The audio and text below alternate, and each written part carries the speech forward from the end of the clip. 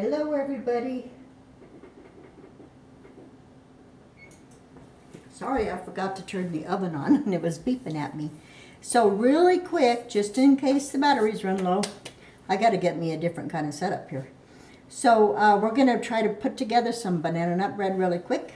So this is 6 overripe bananas, and actually just a little trick to the trade if you know. My grandma, clear back to my great-grandma, used to say, the blacker the bananas, the sweeter the cake. So if you can find bananas that are just black, black, black, and everybody thinks they need to be thrown away, those are actually the best ones to use for banana bread. So we got 6 of them in here.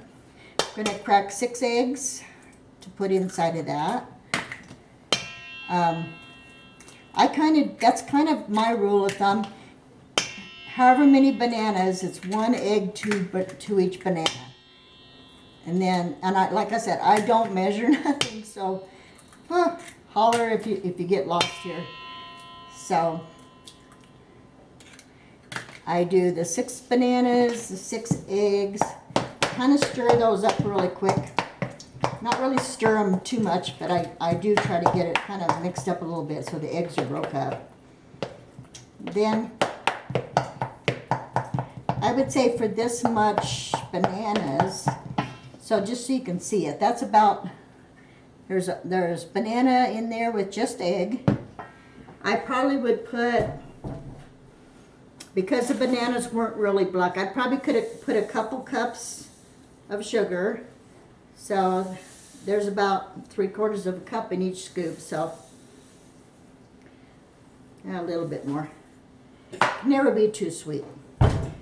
Okay, then I put in a teaspoon of, here's another measurement that you probably don't know now, but if you cup your hand, it makes a little dent, an indent right here in your hand. If you will fill that indent up, you got a teaspoon of salt. So I put a teaspoon of salt. This is baking soda. Same way. This is how I measure. Teaspoon of salt, teaspoon of soda. I put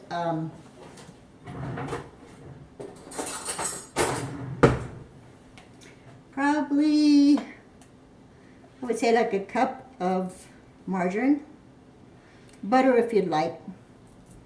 I just use margarine just because it's here, and Kenny likes his butter on his bread and stuff, so this way I don't have to use his butter. He just puts it on the bread after it's cooked. So there's probably a cup of that, and then just stir it all up. In the old days, I don't even know if they teach it this way anymore, but in the old days, when you put the sugar and the butter and the eggs together, that's called creaming it. So I guess we're creaming it now, but I put the bananas in first too, so I kind of have an idea of what it is going to look like. I don't worry about breaking the bananas up too much. I do kind of make sure the butter is broke up a little bit. We don't want one big pocket of butter, although that would taste really good. But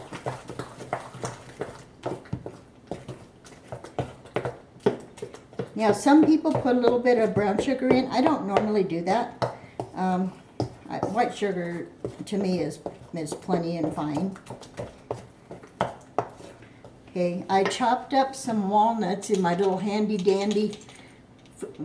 It's like, this chopper has been in our family clear back from my great-grandma. So, and that's a long time because I'm 65 years old as of a couple days ago. So we're looking at probably an 80-year-old kind of thing here. And just chop them up, stick them in there, stir it all up. Make sure all the nuts are mixed in, they're not hanging out on the side. In life, sometimes we hope the nuts are hanging out on the side and not in the middle of all of us, but not for bread. You want to make sure those nuts are mixed up more than they are. Okay, so now basically you're done. The only thing you have to add now is flour. I just mix it up, make sure it's all mixed good. And it's hard to show you, but just make sure it's all mixed up. It's going to be liquidy. That's good. You want it to be liquidy. So then I have this. They don't do these too much in houses anymore, and they don't use sifters much anymore, and we won't today either. But sifters is a thing from the way past. That's our great grandmothers used all the time. But back then it was used just to make sure there wasn't extra protein in it, if you know what I mean.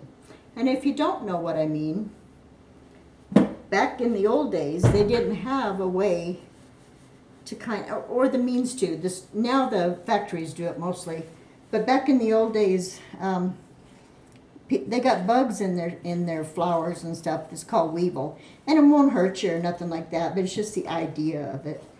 So it's actually just more protein.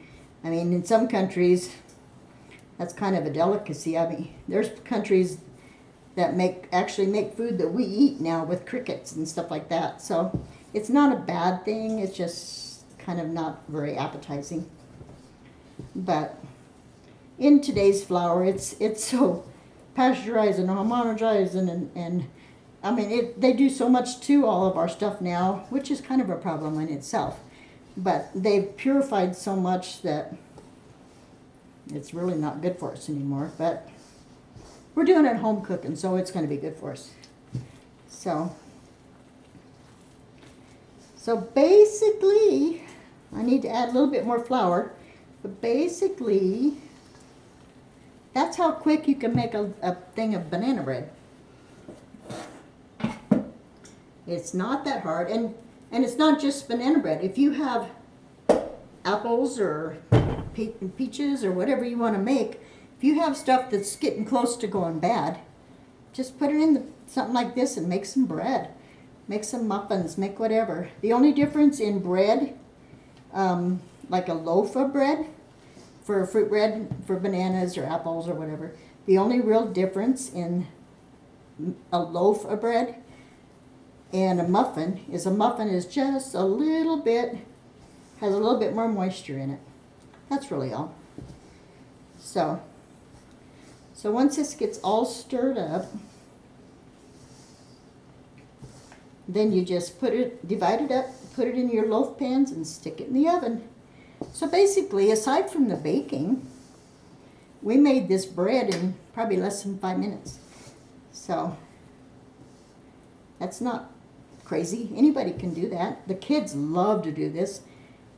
And really, it's good for them. They need to learn how to make things like this. So let me grab I forgot to grab it. So let me grab a pan to put some bread in real quick. And we will do that. In the meantime, when you guys are watching these videos, be sure and send me a note. If there's something that you'd like to see or hear about, I'd be glad to send you or do a video on it.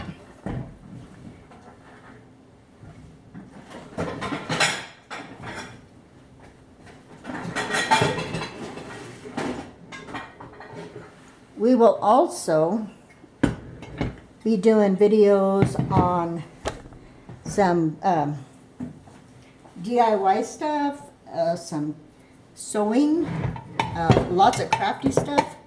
We're not going to just do the cooking. So, I was going to say, once again, Wet Food Club, but it's not this time, it's Winco. He's all about store brand. So, it's kind of funny to me. I guess whatever works. So, you can, if you want these to be really pretty, come out of there pretty, you can line the bottom with like wax paper, and then they'll slip right out. We kind of like it so it looks homemade, so if it has a little bit of a brownie crust on it, then we know that somebody actually made them. And in our family,